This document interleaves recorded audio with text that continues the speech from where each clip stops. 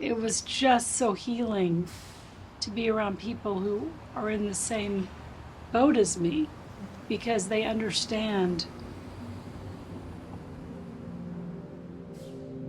And that was really validating to me.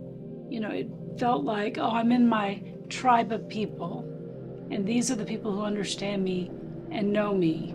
And to be known is the most important thing for people.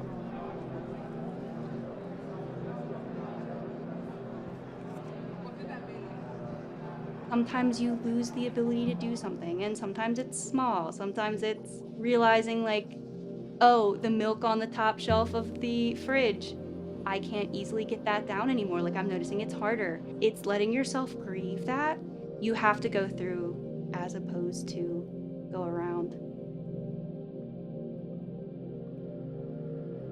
We're fighting an uphill battle, Yeah. and that's tough. It can be quite scary when you think about it. Where am I going to be in 20 years? Where am I going to be? Am I going to you have to move into an assisted living facility? I mean, that's, I guess a real possibility I have to consider. Yeah. Those are all prospects that no one likes to think about.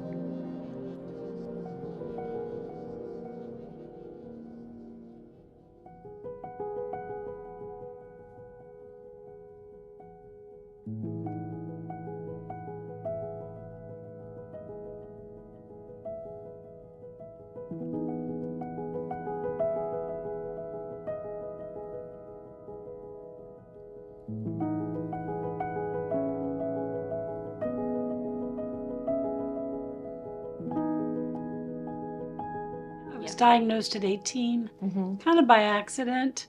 I'd passed my physical with flying colors, but a smart general practitioner noticed that my hip popped out of socket. I thought I was double jointed.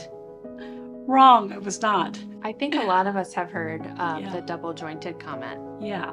that our muscles are maybe not supporting the joints well. So maybe that might be one of the first symptoms that somebody notices. I was 27 when I was diagnosed, and so it took me having a couple of babies and having a lot of blood work for them to find that something was up, something was wrong. And that led to a Mayo Clinic referral and the diagnosis. It was a big shock, but at the same time, it was like confirmation for what I've been feeling for a long time. So it was a shock, but also almost a relief in a way to find out why I felt the way that I did. It makes a lot of things make more sense. Yeah, after I was diagnosed at 18, they ran a bunch of tests and told me I had MD. And so I said, well, what do I do? And they said, well, there's no treatment or cure, so really nothing. And they said, don't exercise too much, take it easy.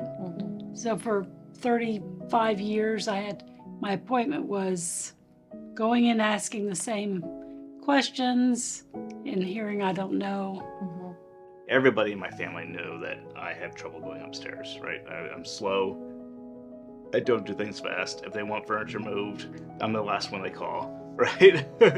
Before that, I tried to participate in everything, just like any normal person. I was a slow person.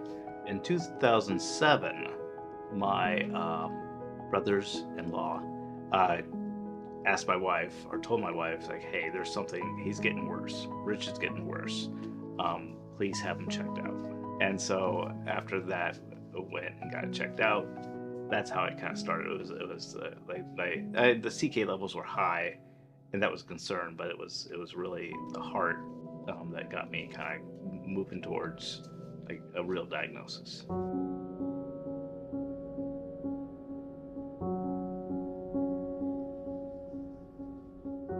I remember those years where it's like I felt like I was out of shape. Like I just, for whatever reason, I'm not in shape.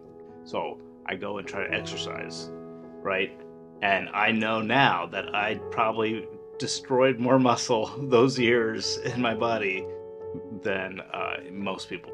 No, I did the same thing. You feel that your muscles are weak, so what do? Yep. You go into the gym and try to lift weights. Yep. And I did the same thing. Probably accelerated the progression, by a few years by, the damage that I was doing unknowingly. Yeah.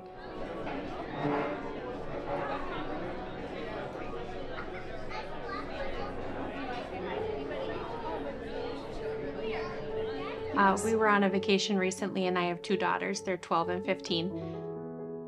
And one of them said to me, "We're going to go cliff jumping. Can you come up this trail?" And it was very rocky. And I was like, should I go for it and try my best, knowing that I might fall? Or should I sit here and watch from the top? So I do a lot of sitting and watching. Yes. Right? And it does sometimes make me sad. Yes. Like, I feel myself getting emotional. Yeah.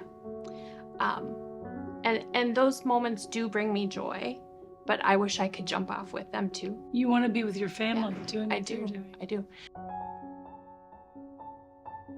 You've raised a great point. It's not just us that are suffering. Our families really have to do a lot for us, and they have to make a lot of sacrifices.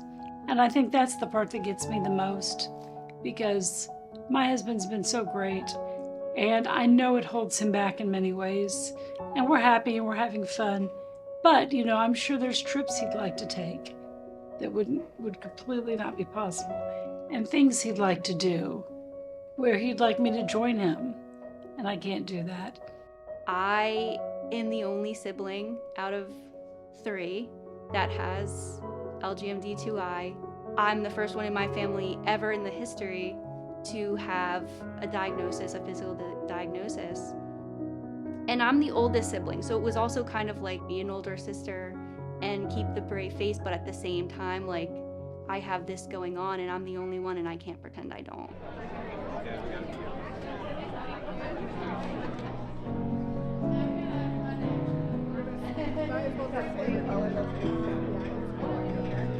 How did being married and everything, how did that affect you as a couple?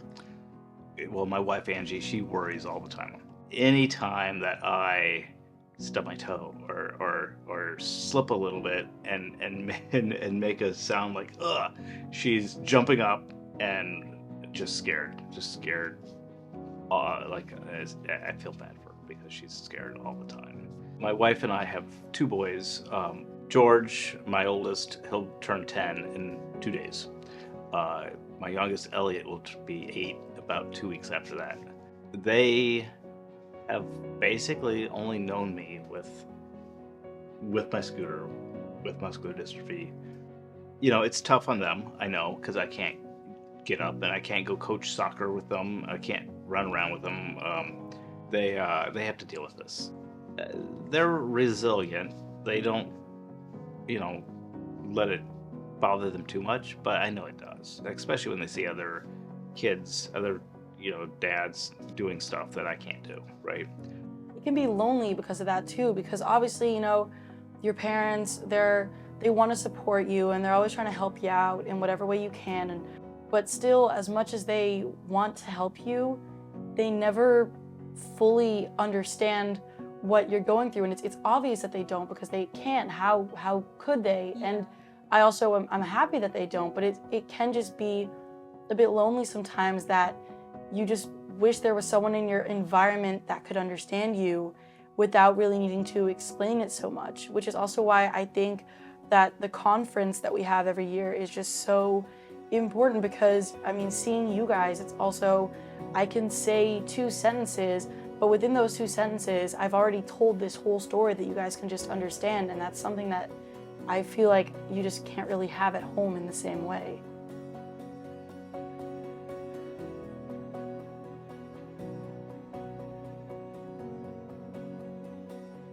One thing that I think is really nice about coming out here to Iowa every year is just meeting people with the similar stories, people that can truly sympathize with you, and it makes this journey a little easier. Yeah.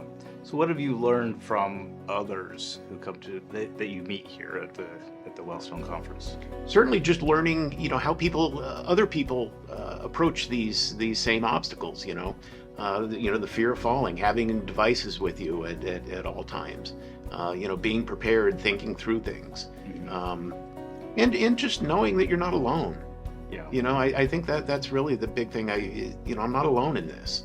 It's hard because I'll talk to my friends sometimes and I'm like, you're on the track team. Think about how you were feeling after your meet.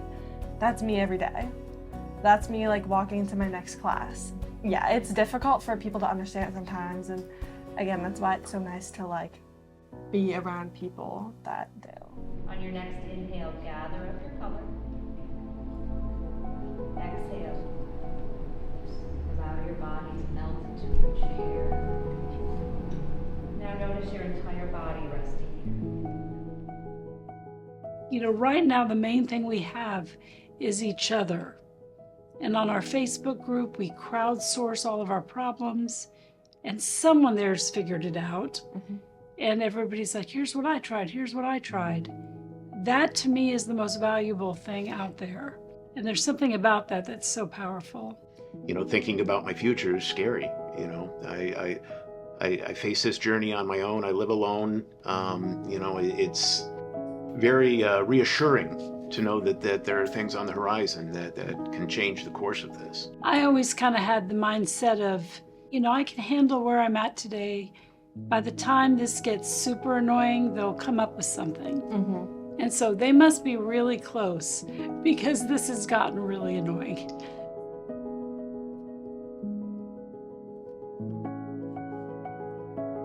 I remember something that you said a couple of years ago, maybe. You said, if you're going to have 2I, a chronic disease, a chronic muscle wasting disease, you're going to have to get it together and keep it together here. Yes. Do you remember saying that? Yes, I really believe that. I've thought of that many times. And so working on mental health is part of the package so that we can carry this burden and still feel like ourselves a little bit and still have moments of joy, and figuring it out as things change and grieving those losses. That's such a huge job. That's work. They say happiness isn't getting what you want. Happiness is wanting what you have. And so I put a lot of energy into relationships because the more you connect, the happier you are and the longer you live and the healthier you are. So we have to put our energy into our relationships through the conference, through the Facebook group. That's what's going to sustain us and keep us going.